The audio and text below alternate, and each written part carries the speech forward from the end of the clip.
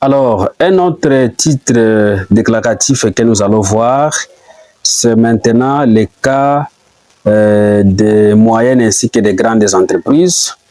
Pour les grandes, ou bien pour les moyennes ainsi que pour les grandes entreprises, on sait bien qu'il y a des titres déclaratifs, il y a les bordereaux de versement d'acompte provisionnel, il y a également la déclaration auto-liquidative vers la fin. Alors, nous commençons avec les bordereaux de versement d'acompte provisionnel des moyennes ainsi que des grandes entreprises. Nous devons premièrement indiquer tout ce qui est comme service gestionnaire, les numéros de dépôt. Nous devons également préciser ou indiquer l'échéance d'acompte. Il faut indiquer ça ici. Et ce que nous devons savoir, nous avons trois acomptes. Le premier acompte, c'est les 30% du montant qui doit être payé au plus tard le 1er août de l'année N. Nous avons le deuxième acompte de 30% qui doit être payé au plus tard, n'est-ce pas, le 1er octobre de l'année N. Et nous avons le troisième acompte de 20% qui doit être payé au plus tard le 1er décembre de l'exercice en cours. Alors, il faut compléter ça ici. Vous complétez l'échéance de votre acompte.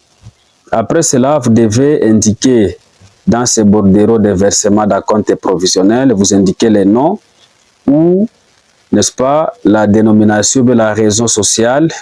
Vous devez indiquer les sigles, vous devez indiquer l'adresse physique, vous indiquez les numéros impôts, vous indiquez tout ce qui est comme numéro IDENAT, vous indiquez l'adresse postale, les numéros de téléphone, vous indiquez également l'adresse email.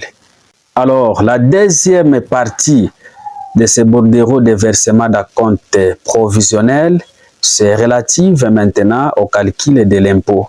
Donc, l'impôt qu'on va payer en termes d'acompte provisionnel. Et premièrement, on doit nous présenter la base de calcul de l'acompte provisionnel, ok, ou bien de ces trois acomptes provisionnels. La base de calcul de ces acomptes, premièrement, ça peut être l'impôt déclaré au titre de l'exercice précédent, au titre de l'année précédente. Par exemple, si l'année passée, l'entreprise avait déclaré l'IBP, l'IBP déclaré l'année passée peut être considéré comme la base de calcul des acomptes. Mais attention, s'il y a des suppléments d'impôts, il faut aussi les ajouter. Vous complétez les suppléments d'impôts. OK?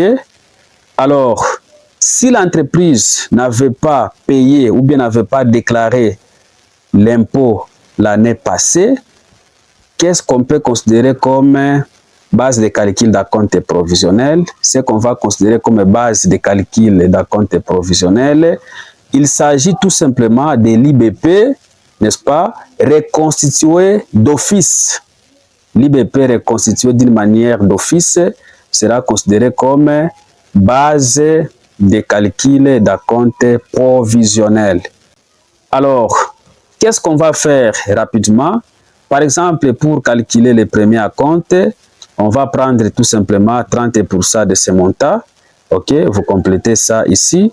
Pour le deuxième acompte, on prend toujours les 30% de ce même montant, vous complétez là-bas. Pour le troisième acompte, vous allez prendre les 20% de ce montant, vous complétez là-bas. Et là, vous terminez à compléter, n'est-ce pas, la partie relative au calcul de l'impôt ou bien de l'acompte provisionnel à payer.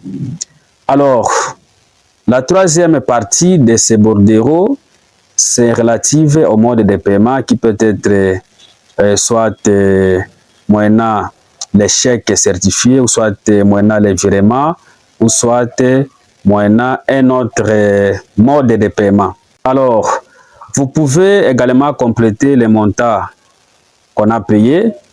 Vous pouvez aussi indiquer les liens ainsi que la date de paiement. Vous devez également indiquer les noms et la qualité du signataire. Et vous devez aussi marquer la signature, n'est-ce pas, à cet endroit. La place ici, ou la partie qui reste de ces bordereaux de versement d'acompte, c'est une partie réservée à l'administration fiscale concernée.